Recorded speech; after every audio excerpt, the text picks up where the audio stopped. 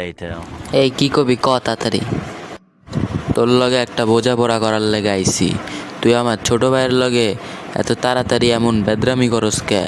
তোর সমস্যা কি? আমার এখন টাকা লাগবো তাই আমি চাইছি, তোর কি?